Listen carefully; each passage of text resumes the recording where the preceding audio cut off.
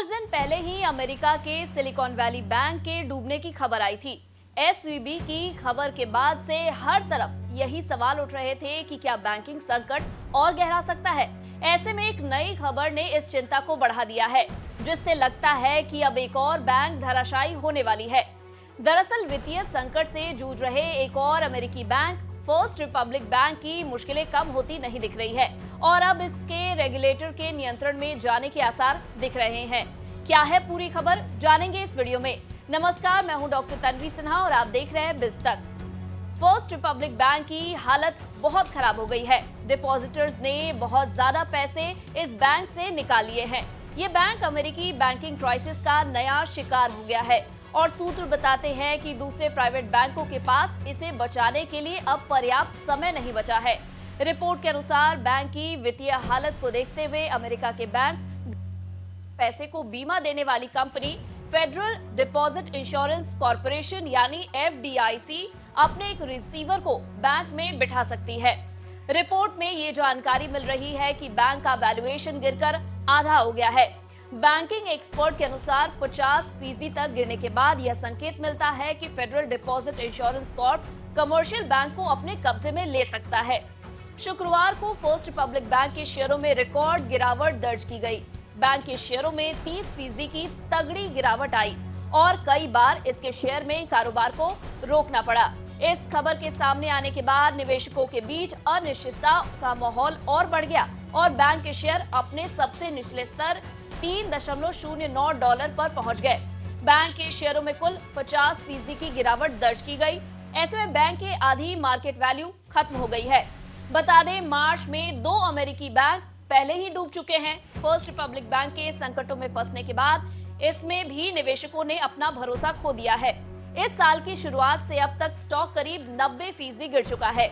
सूत्रों के मुताबिक फर्स्ट रिपब्लिक बैंक खुद को बचाए रखने के लिए फंडिंग की तलाश कर रहा है, लेकिन अभी तक उसे सफलता नहीं मिली है।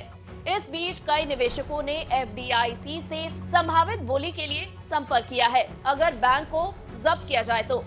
इस बीच फर्स्ट रिपब्लिक ने एक बयान में बताया कि वे अपने ग्राहकों की सेवा जारी रखते हुए अपने रणनीतिक विकल्पों के बारे में कई पक्षों के साथ चर्चा में लगे हुए हैं। बता दें, इस हफ्ते की शुरुआत में फर्स्ट रिपब्लिक ने कहा था कि पहली तिमाही में उसके डिपॉजिट में $100 अरब की कमी आई है। इस हफ्ते सोमवार को फर्स्ट रिपब्लिक ने पहली तिमाही के नतीजों का ऐलान किया।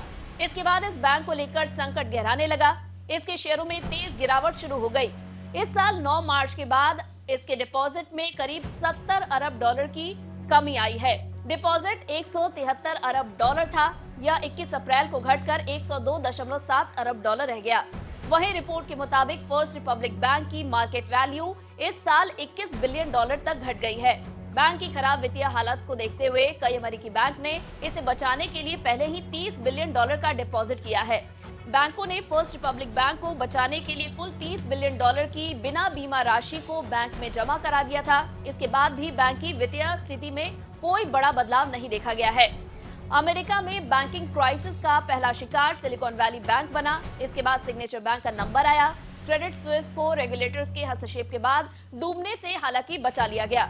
यूबीएस इसे खरीदने के लिए आगे आया। एक्सपर्ट्स बता चुके हैं कि अमेरिका में बैंकिंग क्राइसिस अभी खत्म नहीं हुई है। डिपॉजिटर्स का भरोसा बैंकों पर नहीं रह गया है, इसीलिए वे छोटे बैंकों से अपने पैसे निकाल रहे हैं। छोटे बैंकों से डिपॉजिटर्स ने पैसे निकालकर बड़े बैंकों में रखने का ट्रेंड दिखा रहे हैं। गौरतलब है कि सिलिकॉन वैली बैंक के डूबने के साथ ही अमेरिका और यूरोप में बैंकिंग संकट का आगाज हुआ था। इसके बाद सिग्नेचर बैंक और स्विट्जरलैंड के क्रेडिट स्विस बैंक तक इसकी आंच पहुंची थी। अब फर्स्ट रिपब्लिक बैंक की खराब होती वित्तीय हालात ने बैंकिंग जगत में बेचैनी बढ़ा दी है। अगर आपको हमारे इस वीडियो में दी गई जानकारी पसंद आई हो तो इसे लाइक और शेयर जरूर करें। साथ ही बिजनेस जगत की खबरों से अपडेटेड रहने के लिए बने रहे हमारे साथ और देखते रहे बिज तक।